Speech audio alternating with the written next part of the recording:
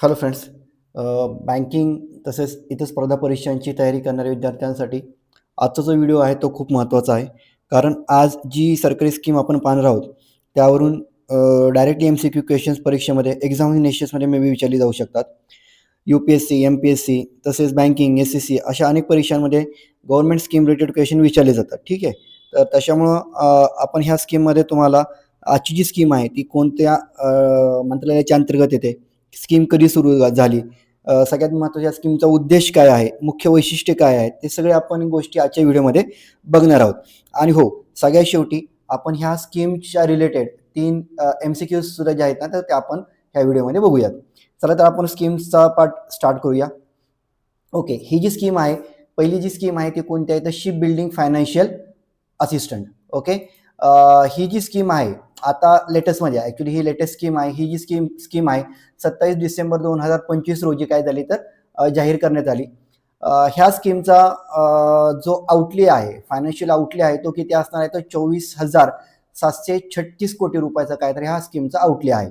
ही स्कीमची validity जी आहे ती 2036 पर्यंत आहे. ओके, नावामध्येच आहे ship building financial assistant. Okay, that mean ही जी स्कीम आहे ही कुठल्या डिपार्टमेंटच्या अंतर्गत येते तर ministry of ports, shipping and waterways ह्या मिनिस्ट्रीच्या अंडर ही काय होते तर त्याच्यामध्ये ही स्कीम्स आहे. आता ह्याच्यामध्ये की प्रोव्हिजन्स काय आहेत तर 15 ते 25% असिस्टंट पर वेसल. म्हणजे सपोज जर नवीन जहाज बांधणी करायची असेल किंवा विकत घ्यायचं असेल तर त्यासाठी 15 ते 25% मदत ही गव्हर्नमेंटतर्फे केली जाणार आहे. प्लस 40% जे शिप ब्रेकिंग क्रेडिट नोट आहे ना त्या स्क्रॅपिंगसाठी दिले जाणार आहेत. म्हणजे सपोज एखादं जुनं जहाज असेल, ठीक आहे, तर ते जहाज ज्यावेळेस काय केलं जातं स्क्रॅप केलं जातं तर त्याची जी स्क्रॅपिंग व्हॅल्यू आहे तर 40%ची जी क्रेडिट नोट आहे ती कोण देणार आहे तर गव्हर्नमेंट देणार आहे त्याच्यामध्ये. ओके, त्याच्या रिलेटेड गोष्टी आपण पुढे त्याच्यामध्ये तर बघूयाच, आपण पुढच्या स्लाइडमध्ये बघूया. चला पुढच्या स्लाइडवरती येऊया. ओके, आता बघा आपण जे बघितलं 15 ते 25% जो इन्सेंटिव्हचा जो स्ट्रक्चर आपण बघितला होता तो इथं पूर्ण डिटेलमध्ये दिलेला आहे. बघा याच्यामध्ये 15% असिस्टंट म्हणजे सपोज एखादी छोटं जहाज खरेदी करायचं असेल for small normal vessels with contract value below ₹100 crore. हा महत्वाचा पार्ट आहे विद्यार्थी मित्रांनो.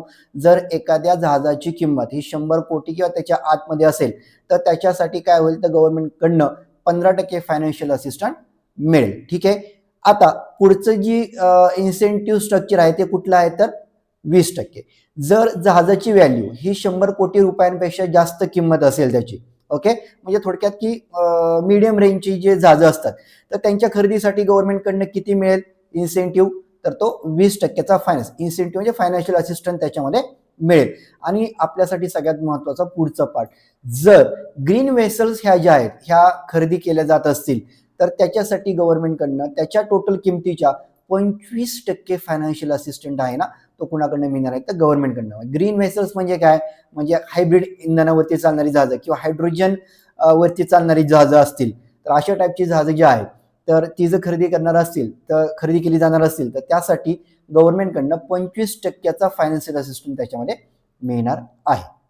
ठीक आहे. आता ह्या स्कीमचा जो मेन उद्देश आहे तो काय आहे बघा, याच्यामध्ये मेन उद्देश आपण बघितलेला आहे की ही स्कीम कशासाठी, गव्हर्नमेंट ही स्कीम कशासाठी आली, to take India to the top 5 ship building countries in the world by 2047. 2047 पर्यंत जगामध्ये जे पहिले 5 देश आहेत जे काय तर पहिले 5 देश आहेत जे काय म्हणजे जहाज बांधणी ह्या उद्योगामध्ये पहिल्या 5 क्रमांकावरती आहेत तर त्या पहिल्या 5 क्रमांकामध्ये भारताला नेणे हे ह्या स्कीमचा उद्देश आहे. कधीपर्यंत तर 2047 पर्यंत.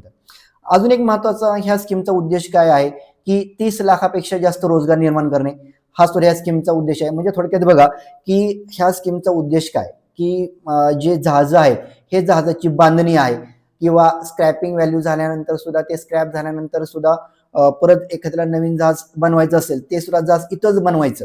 त्याच्यामुळे काय होईल की बाबा आपल्याला आता आपण काय करत आहोत किंवा बाहेरनं आपण जहाज बनवून घेतो, ठीक आहे, तर त्याच्यामुळे आपलं जे जहाजांसाठी अवलंबित्व आहे ते बाहेरच्या देशांवरती जास्त आहे. ह्या स्कीममुळे काय होईल की नवीन जहाजांच्या निर्मितीला आपल्या देशांमध्येच ओके नवीन जहाजांच्या निर्मितीला काय मिळेल तर चालना मिळेल. आणि त्याच्यामुळे काय होईल की आपल्या इथं जहाजं बनणं असल्यामुळं लक्षात आपल्या इथे काय होतील तर रोजगार निर्माण होतील. जवळजवळ 30 लाखापर्यंतचे रोजगार निर्माण ह्या क्षेत्रामध्ये करण्याचं काय तर गव्हर्नमेंटचं उद्दिष्ट आहे. प्लस 25% फायनान्शियल असिस्टंट कुठल्या वेसलसाठी आहेत तर ग्रीन वेसलसाठी. म्हणजे का की बघा हायड्रोजन आहे किंवा इलेक्ट्रिक आहे किंवा हायब्रिड जे आहे म्हणजे हायड्रोजन प्लस बाकीचे जे तुमचे इंधन असतात त्याच्यावरती चालणारी जी जहाजं आहेत ह्याच्यामुळे काय होतं पोल्युशन कमी होतं. ठीक आहे, तर हे गव्हर्नमेंटचं एम आहे की बाबा पोल्युशन म्हणजे आपलं जे अवलंबित्व आहे कशावरती तर बाबा डिझेलवरती. आता मॅक्सिमम जहाजं कशी होतात डिझेलवरती चालतात. ह्या डिझेलवरची जे अवलंबित्व आहे ते कमी करणं हे या स्कीमचं काय आहे तर उद्देश आहे. तर त्यासाठी गव्हर्नमेंट काय करते तर 25% फायनान्शियल असिस्टन्स कुठल्या वेसल्सला देत आहेत तर ग्रीन वेसल्सला देत आहे. ह्याच्यामध्ये 3 नंबरचा ऑब्जेक्ट तेच सांगतं हायड्रोजन किंवा इलेक्ट्रिक सारख्या स्वच्छ आणि पर्यावरणपूरक इंधनावरती चालणारी जहाजं बनवण्यासाठी प्रोत्साहन देणं हे या स्कीमचं काय आहे तर उद्देश आहे. स्कीम कोणती आहे ship building and financial assistant scheme. आता ह्याच्यामध्ये 40% काय आहे तर शिप ब्रेकिंग क्रेडिट नोट इथं दिलेली आहे बघा ह्याच्यामध्ये. ठीक आहे, म्हणजे काय सपोज एखादं जहाज काय झालं तर जुनं झालेलं आहे भंगारामध्ये निघणार आहे त्याची व्हॅल्यू फॉर एक्झाम्पल किती आहे तर त्याची एक्झाम्पल फॉर एक्झाम्पल 10 लाख रुपये त्याची व्हॅल्यू आहे. तर त्याची जी 40% क्रेडिट नोट आहे त्याचे 40% ओके म्हणजे सपोज 10 लाख व्हॅल्यू असेल तर त्याचे 40% किती लाख झाले तर 4 लाख रुपये झाले. ही 4 लाख रुपयाची क्रेडिट नोट आहे ना ही गव्हर्नमेंट कोणाला देणार तर त्या जहाजाच्या मालकाला देणार. आणि ती जी क्रेडिट नोट आहे ही क्रेडिट नोट काय केली जाते तर ज्यावेळेस पुढचं जहाज खरेदी करायचं असेल तर ह्या क्रेडिट नोटवरती काय केलं जाईल तर पुढचं जहाज म्हणजे थोडक्यात पुढच्या जहाजाची किंमत असेल किती तर 15 लाख असेल त्यातले 4 लाख रुपयाची क्रेडिट नोट आहे ती फॉर एक्झाम्पल सांगतो कारण की याच्यामध्ये पूर्ण वापरता येत नाही. ह्यापैकी फक्त 5% व्हॅल्यू वापरता येते. परंतु फॉर एक्झाम्पल 40% व्हॅल्यू असेल म्हणजे 4 लाख रुपये 15 लाख जे आहेत तर 15 लाखातनं सपोज 4 लाख रुपये गेले वरचे. ठीक आहे, तर 4 लाख म्हणजे वरची जी राहिलेली अमाऊंट आहे की तिथं 11 लाख रुपयाची जी व्हॅल्यू आहे ही काय करायची तर त्या नवीन जहाज घेणाऱ्या मालकाने भरायची. बाकीचे 4 लाख कोण देणार तर गव्हर्नमेंट त्याच्यामध्ये देणार असं ह्या क्रेडिट नोटचा अर्थ होतो. परंतु नियम काय सांगतो स्कीमचा की पूर्ण अमाऊंट वापरता येत नाही तर त्यापैकी 5% अमाऊंट नवीन जहाज घेण्यासाठी वापरता येईल. पहिलं जहाज म्हणजे 40% आहे ते त्यातलं 5% आता वापरा 5% पुढचं जहाज घेण्यासाठी वापरा. ठीक आहे, असं त्याच्यामध्ये ते करू शकतात त्याच्यामध्ये. चला हे आपण बघितलं आहे. आता पुढे येऊया. ओके, पुढची जी स्कीम आहे तर ती स्कीम कोणती आहे तर शिप बिल्डिंग डेव्हलपमेंट स्कीम. ही सुद्धा स्कीम जी आहे ना ही सुद्धा स्कीम 27 डिसेंबर 2025 रोजीच काय झालेली आहे तर नोटिफाईड झालेली आहे लॉन्च झालेली आहे. आणि ह्याची सुद्धा व्हॅलिडिटी किती आहे तर त्याची तर 31 मार्च 2036 पर्यंत ही स्कीम काय असणार तर लागू असणार आहे. ह्या स्कीमचा आउटले किती आहे 19,989 कोटी रुपये. ओके, म्हणजे दोन्ही स्कीमचा जर आउटले आपण मर्ज केला तर साधारणपणे मॅरिटाईम सेक्टरसाठी म्हणजे हा जहाज बांधणी क्षेत्रासाठी गव्हर्नमेंटने जवळजवळ 40,000 कोटी रुपयाचा फंड काय केलेला आहे तर अलोकेट केलेला आहे. ही सुद्धा स्कीम आहे. ही सुद्धा ministry of ports shipping and waterways त्यांच्या अंडर ही काय तर ही स्कीम येते. आता ह्या स्कीम बद्दल आपण माहिती घेऊया. बघा ह्या स्कीम बद्दल की प्रोव्हिजन बघूया. पहिली की provision the government will pay 100% of the cost build greenfield new clusters. The central and state government will share responsibility of 50-50%. ठीक आहे, आता ग्रीन फील्ड क्लस्टर्स उभारण्यासाठी म्हणजे काय बघा याच्यामध्ये थोडक्यात जे गोदी असतात जिथं जहाज बांधणी होते लक्षात अशा ज्या गोदी आहेत नवीन बांधायचे असतील तर अशा नवीन गोदी उभारण्यासाठी गव्हर्नमेंटकडनं 100% काय मिळणार आहे तर अनुदान म्हणजे गव्हर्नमेंट 100% त्याचा खर्च उचलेल. पण त्याच्यामध्ये कसं केलेलं आहे की 50% खर्च हा कोणी उचलायचा आहे तर केंद्र सरकारने आणि 50% अमाऊंटचा खर्च कोणी उचलायचा असणार आहे तो राज्य सरकारने उचलायचा आहे under ship building development scheme. Okay, आता बघा पुढची प्रोव्हिजन काय आहे एक्झिस्टिंग शिपयार्ड म्हणजे सध्या ज्या ऑलरेडी ज्या गोदी आहेत अलाशा गोदी म्हणजे काय जिथं जहाज बांधणी होते आता सध्या आहेत नवीनसाठी 100% खर्च गव्हर्नमेंट करेल. परंतु आता सध्या ज्या गोदी आहेत तर त्यांच्या आधुनिकीकरणासाठी गव्हर्नमेंट 25% काय करणार आहे तर मदत करणार आहे. ओके, जास्तीत जास्त 1,500 कोटी हे सेंट्रल गव्हर्नमेंटकडनं दिले जाणार आहेत. कशासाठी तर नवीन मशीनसाठी लक्षात डॉक्स उभारण्यासाठी ऑटोमेशनसाठी गव्हर्नमेंटकडनं 25% फायनान्शियल असिस्टंट मिळणार आहे मॅक्सिमम अप टू 1,500 करोड. ठीक आहे, आता तिसरी प्रोव्हिजन आहे ही महत्वाची ही सुद्धा महत्वाची आहे का establishing the India ship technology centre to research create Indian made ship design so we don't depend on a foreign technology. Okay, आता जहाज बांधणी आपल्या इथंच आपण करणार आहोत. ठीक आहे, परंतु जी जहाज बांधणी करण्यासाठी जे तंत्रज्ञान आहे आलं लक्षात किंवा ते जे त्याच्यासाठी नवीन जहाजांसाठी जे डिझाईन बनवायचं आहे तर त्या डिझाईनसाठी सुद्धा किंवा त्याच्यासाठी जी टेक्नॉलॉजी आहे त्याच्यासाठी सुद्धा आपल्याला बाहेरच्या देशांवरती अवलंबून राहता येऊ नये म्हणून हे जे इंडिया शिप टेक्नॉलॉजी सेंटर आहे ना ह्याची निर्मिती गव्हर्नमेंट ह्या स्कीमच्या अंडर करणार आहे. ठीक आहे. अजून पुढची जी प्रोव्हिजन आहे ती कोणती आहे?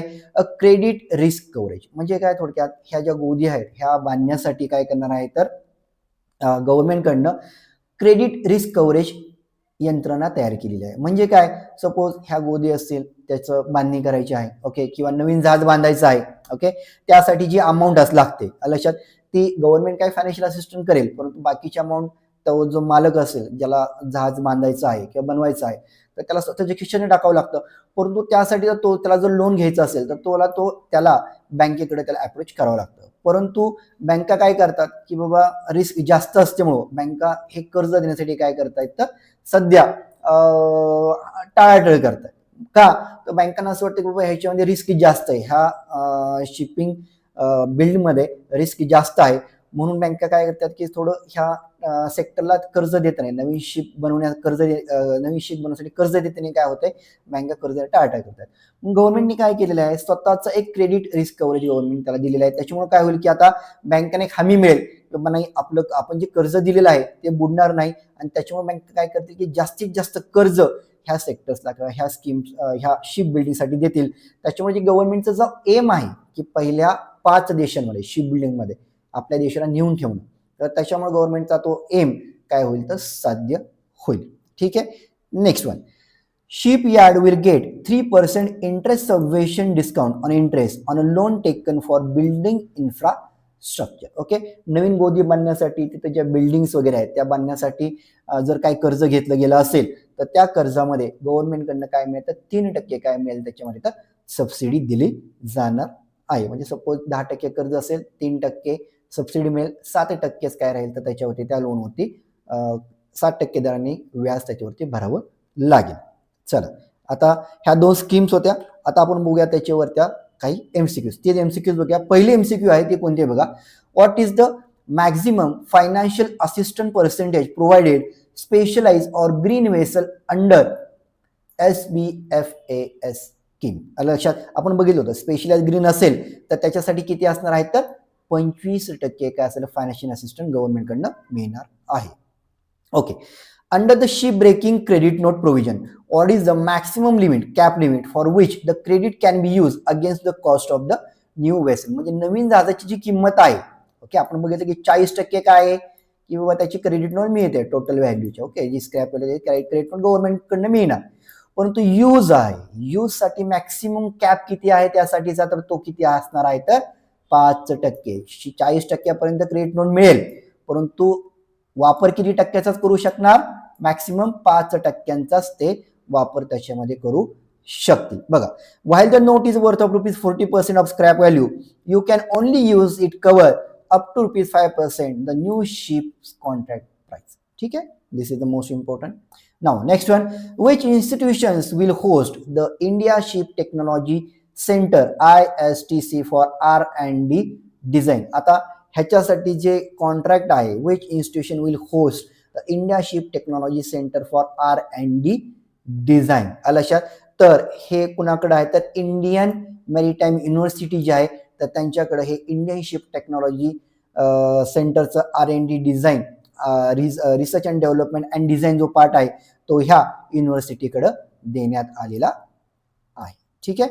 तर ह्या 3 काही महत्वाचे एमसीक्यूज आहेत ह्याही तुम्ही बघून घ्या त्याच्यामध्ये आणि अशाच टाईपच्या नवीन स्कीम्स वगैरे आहेत तर अशा स्कीम्स बघण्यासाठी फॉलो करा आपल्या यूट्यूब चॅनलला उन्नती एज्युकेशन बारामती. थँक्यू.